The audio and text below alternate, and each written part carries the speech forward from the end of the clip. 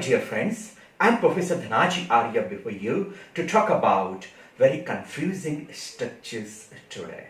So what are those? Can we say I have had, I had had.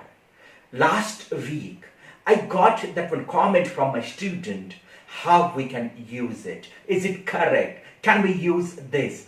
Absolutely. This structure that is called as I have had, I had had, or she has had.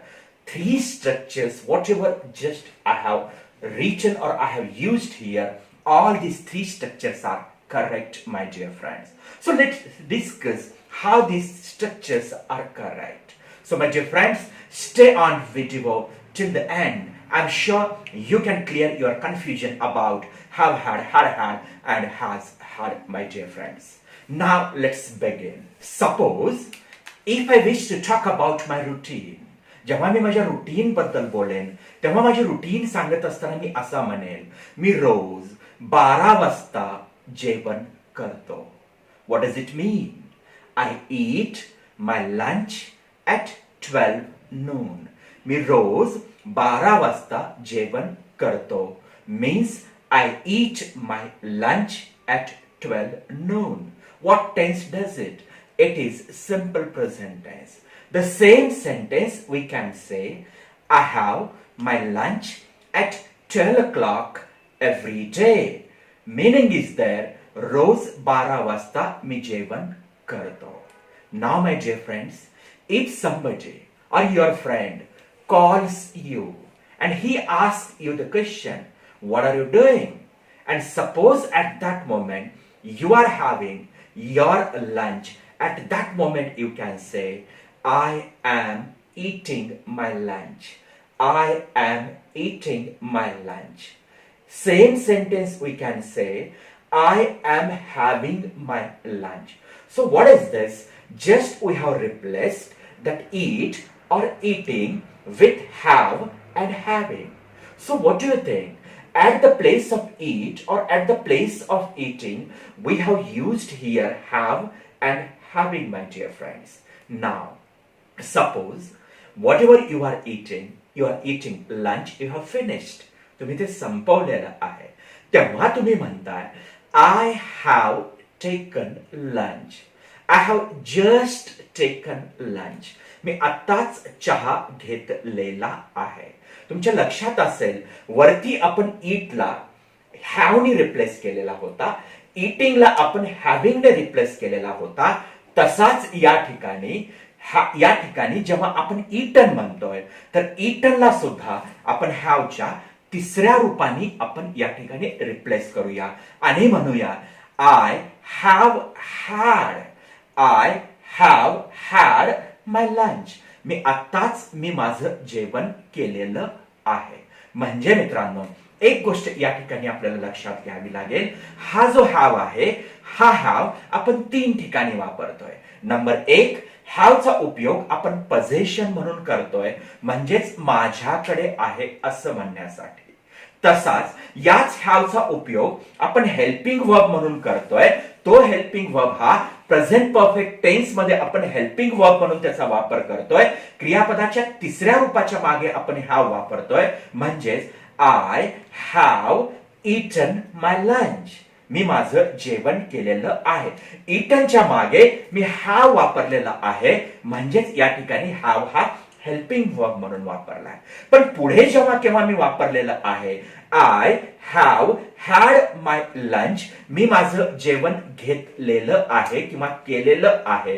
पुढे इथे जेव्हा I have had म्हटलेला आहे, तो जो had आहे have या basic फॉर्मचा तिसरा form वापरलेला आहे. म्हणजे हॅव हॅड मध्ये हॅव हा जो आहे तो हेल्पिंग वर्बचं काम करतोय आणि जो कोणता हॅड आपण वापरलेला आहे, हॅड म्हणजे क्रियापदाचं तिसरं रूप, म्हणजेच हॅवचं तिसरं रूप, जे की आपण ईट साठी वापरलेलं आहे. म्हणजेच जिथे कुठे आपल्याला ईट म्हणायचंय, टेक म्हणायचंय, ड्रिंक म्हणायचंय, राईट. काही गोष्टी आपल्याकडे ओन आहेत, माझ्या आहेत, ह्या अशा सांगायचे, तर अशा सिच्युएशन मध्ये हे वर्ब्स आपण हॅव या क्रियापदाने बदलू शकतो. आणि त्याचा उपयोग असा जेव्हा मी या वाक्यामध्ये केलेला आहे, म्हणजेच मी माझं जेवण घेतलेलं आहे, क्रिया संपलेली आहे असं दाखवण्यासाठी प्रेझेंट परफेक्ट टेन्स मध्ये मी हॅव हा हेल्पिंग वर्ब वापरला आणि त्याच्या समोर हॅवचं तिसरं रूप म्हणजेच हॅव हॅड हे दुसरं रूप आणि तिसरं रूप हे हॅड असं हॅवचं तिसरं रूप मी या ठिकाणी हॅड हे वापरलेलं आहे. आणि मी सांगतोय की मी माझं जेवण घेतलेलं आहे. आणखी एका उदाहरणामधून आपण समजून घेऊया. If you say that I take tea म्हणजेच आय हॅव टी, याच गोष्टीला आय एम टेकिंग टी जेव्हा म्हणूया, मी चहा घेत आहे, तोच भाग आपण म्हणूया I am having tea right now, म्हणजे मी आत्ता चहा घेत आहे. हेच उदाहरण जेव्हा आपण असं म्हणूया I have just taken T म्हणजेच आय हॅव हॅड टी, मी चहा घेतलेला आहे. म्हणजे हॅव हे हेल्पिंग वर्ब आणि घेणे या अर्थासाठी, चहा घेणे, जेवण करणे या अर्थासाठी हॅवचा आपण वापर करत असतो. आणि इथे चहा घेतलेला आहे, जेवण केलेलं आहे असं म्हणण्यासाठी आपण लेले म्हणजेच क्रियापदाचं तिसरं रूप वापरलंय. हॅव या बेसिक वर्बचा आपण या ठिकाणी तिसरा रूप वापरला आणि त्यासाठी हेल्पिंग वर्ब म्हणून प्रेझेंट परफेक्ट टेन्स मध्ये आपण परत हॅव किंवा हॅडचा वापर करत असतो. म्हणून तिथे आपण हॅव हा हेल्पिंग वर्ब म्हणून वापरला आणि हॅड हे क्रियापदाचं तिसरं रूप म्हणून आपण वापरलेलं आहे. आणि वाक्य आपण असं म्हणतोय आय हॅव हॅड टी. हेच वाक्य जर आपण तृतीय पुरुषी एकवचनी जर कर्त्याने करत असू तर आपण म्हणू शकतो ही हॅज हॅड टी, त्यांनी चहा घेतलेला आहे. म्हणजे त्यांनी आत्ताच चहा घेतलेला आहे. He has just had T म्हणजेच त्यांनी आत्ता चहा घेतलेला आहे. अशा पद्धतीने हॅज हॅड किंवा हॅव हॅड कन्स्ट्रक्शन आपण वापरू शकतो. सपोज आपण आपल्या दिवसभराच्या शेड्यूल बद्दल बोलत असू आणि शेवटी आपण असं दिवस संपण्याच्या उंबरठ्यावर येऊन असं म्हणतोय I have had very busy day today. आज माझा संपूर्ण दिवस फार बिझी गेलेला आहे, अजूनही दिवस संपायचा आहे. या ठिकाणी आपण आय हॅड बिझी डे म्हणू शकत नाहीये. त्याचं कारण अजूनही दिवस संपवायचा आहे, संपायचा आहे तो. आणि जी कोणती क्रिया झालेली आहे ती नाऊशी कनेक्टेड आहे, म्हणून आपण म्हणतोय I have had busy day. You know, I have had lot of problems in this lockdown. I have had lot of problems in this lockdown. या लॉकडाऊन मध्ये मला खूप सारे प्रॉब्लेम्स आलेले आहेत, मी फेस केलेले आहेत म्हणजेच प्रेझेंट परफेक्ट. फेस केलेले आहेत हे म्हणण्यासाठी या ठिकाणी हॅव आणि हॅडचा आपण वापर केलेला आहे.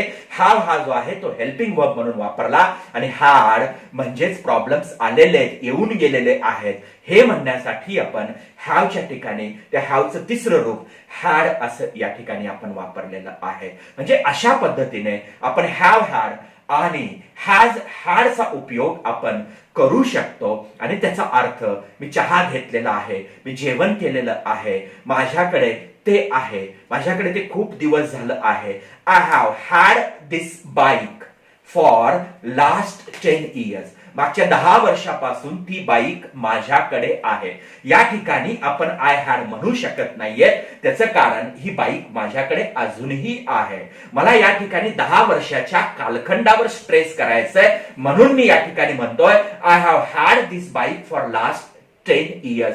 किंवा मी म्हणतोय I have had this bike since 2010. You know, अशा पद्धतीने 2010 पासूनचा कालखंडापासून ते आज तागायत ही बाईक माझ्याकडे आहे असं म्हणण्यासाठी या ठिकाणी आपण हॅव आणि त्याच्या समोर आपलं तिसरं रूप आपण या ठिकाणी हॅवचं वापरलेलं आहे. म्हणजे हॅव हा एक हेल्पिंग वर्ब आहे आणि पुढचा जो हॅड आहे मुख्य क्रियापद म्हणून हॅव वापरलाय आणि त्या मुख्य क्रियापदाचा तिसरा रूप प्रेझेंट परफेक्ट टेन्सच्या रूलनं हॅव हॅड आणि हॅज हॅड अशा पद्धतीने वापरलेलं आहे. हीच गोष्ट जर आपल्याला पास्ट मधला रेफरन्स द्यायचा आहे, हीच ऍक्शन पास्ट मधला रेफरन्स देऊन बोलायचं आहे आणि पास्ट परफेक्ट आपल्याला या ठिकाणी जर व्यक्त करायचं असेल, suppose this is a afternoon और दिस इज द इव्हिनिंग, आणि या इव्हिनिंगला मी आफ्टरनून बद्दल बोलतोय आणि आफ्टरनूनचा रेफरन्स देतोय आणि म्हणतोय I had had my dinner. म्हणजेच याचा अर्थ असा होतोय मी माझं जेवण केलेलं होतं. Suppose this is the evening and I am giving the reference of the afternoon, you know. Now I can give the reference like this. I had my lunch at 12 o'clock at noon, you know. Means what is this? मी 12 वाजता जेवण केलेलं होतं. That is past perfect tense. म्हणजे इव्हिनिंगला आपण दुपार बद्दलचा reference देतोय. I had tea many times today. म्हणजे आज मी दुपारी आज खूपदा चहा घेतलेला होता. I had tea, you know that. Past परफेक्टचा या ठिकाणी रेफरन्स मी दिलेला आहे.